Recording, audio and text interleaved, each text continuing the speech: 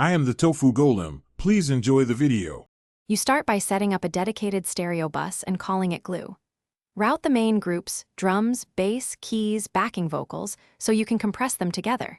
Next, insert an SSL-style compressor or VCA on that bus.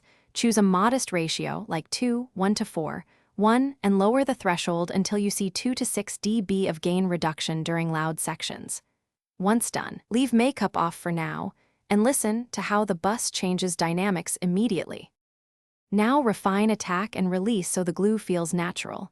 You want the attack around 10 to 30 milliseconds to preserve transients.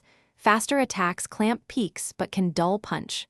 Set release to track tempo, faster for upbeat pop, slower for sustained instruments, and use auto-release if unsure. Make sure stereo link is on for consistent imaging.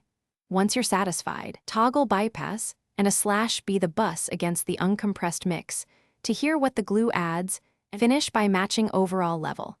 Apply gentle makeup gain so the compressed bus equals the bypassed level, because perceived loudness changes perception. Then automate the compressor amount or makeup gain across song sections if verses and choruses need different treatment. Bounce a rough mix and listen on multiple systems. If you hear pumping or unnatural breathing, reduce the amount of gain reduction, slow the attack slightly, or use a high-pass sidechain EQ to keep low end from over-triggering the compressor. This single tweak usually fixes it. Thanks for watching. Consider subscribing if we helped you today.